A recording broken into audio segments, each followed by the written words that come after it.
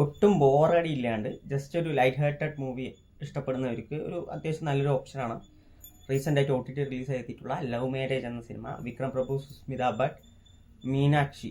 നമ്മുടെ സുസ്മിത ഭട്ട് ഡൊമിനിക് ഫെയിമാണ്. അതിൽ കിടിലൻ പെർഫോമൻസ് ആണ്. അതിൽ പെർഫോമൻസിന് വേണ്ടി പ്രത്യേകിച്ചൊന്നും ഇല്ലെങ്കിലും കൊള്ളായിരുന്നു. മീനാക്ഷി 18+ ഫെയിമാണ്.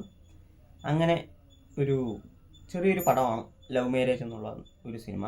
എൻ്റെ കഥയിലോട്ട് വരികയാണെങ്കിൽ നായകൻ റാം ഒരു 30-33 വയസ്സായി, ഇതുവരെ കല്യാണമായിട്ടില്ല. അപ്പോൾ വീട്ടുകാരൊക്കെ നാട്ടുകാരും സ്വാഭാവികമായിട്ട് ചോദിക്കും, ഒന്നും ആയിട്ടില്ലല്ലോ, എന്താ ഇത് സംഭവം, അങ്ങനെ വല്ല പ്രശ്നമുണ്ട് തോന്നുന്നു. ഇങ്ങനെ കുറേ സംഭവങ്ങളൊക്കെ വരും. അപ്പോൾ ഇത്തിരി നാട്ടിൽ നിന്ന് ഇത്തിരി ദൂരെ ആയാലും വേണ്ടില്ല, ഈ ജാതി എന്ന് പറഞ്ഞിട്ട് കുറേ പേര് പെണ്ണ് കെട്ടാണ്ട് ഇങ്ങനെ വൈകും, ഒരേ ജാതിയിൽ വേണമെന്ന് പറഞ്ഞിട്ട് അതും വിട്ടിട്ട് ഒരു ആലോചന കിട്ടുകയാണ്. അവിടേക്ക് നിശ്ചയത്തിന് വേണ്ടി പോവുകയാണ്. ഒരു ബസ്സിൽ അങ്ങനെ പോകുന്നു, അവിടെ എത്തുന്നു. അല്ലെങ്കിൽ ബന്ധുക്കാരൊക്കെ ചെറിയ ചെറിയ മുറുമുറുപ്പുണ്ട്. ഇവരാരും ഒന്നും നടത്തിയും കൊടുക്കില്ല, പക്ഷെ കുറ്റവും പറയുമല്ലോ, സ്വാഭാവികം. അങ്ങനെ അവിടെ എത്തി പെണ്ണ് കണ്ട് നിൽക്കുന്ന സമയത്താണ് ലോക്ക്ഡൗൺ പ്രഖ്യാപിക്കുന്നത്. നമ്മുടെ നരേന്ദ്രമോദിജി പ്രഖ്യാപിക്കുകയാണ്, ഇന്ന് രാത്രി തൊട്ട് ലോക്ക്ഡൗൺ ആണ്, എവിടെ ഇരിക്കണം അവിടെ തന്നെ ഇരിക്കും. അങ്ങനെ അവർ കുറച്ച് ദിവസം അവിടെ തന്നെ സ്പെൻഡ് ചെയ്യാണ്.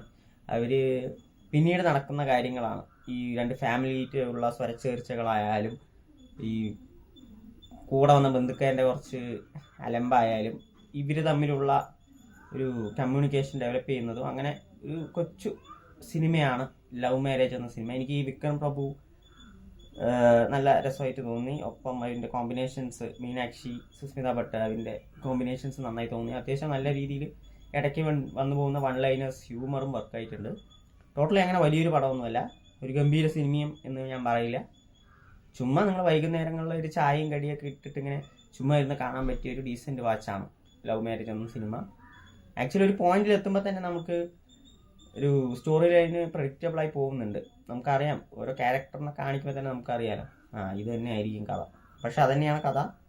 ബട്ട് ഞാൻ പറഞ്ഞ പോലെ ബോറടിപ്പിക്കുന്നില്ല, വെറുപ്പിക്കുന്നുമില്ല എന്നാണ് എനിക്ക് തോന്നിയത്. കാരണം വലിയ കുഴപ്പമില്ലാതെ കൊണ്ടുപോകുന്നുണ്ട്. പാട്ടുകൾ എനിക്ക് അത്ര ഇമ്പാക്റ്റ് ആയിട്ട് തോന്നിയില്ല. ടോട്ടലി ഞാൻ പറഞ്ഞ പോലെ ഒരു ഡീസൻറ്റ് മൂവി, ഒരു വാച്ചബിൾ ആയിട്ടുള്ളൊരു ഡീസൻറ്റ് ലൈറ്റ് ഹാർട്ടഡ് മൂവിയാണ് ലവ് മാരേജ്. കണ്ടിട്ട് നിങ്ങളുടെ അഭിപ്രായങ്ങൾ അറിയിക്കുക.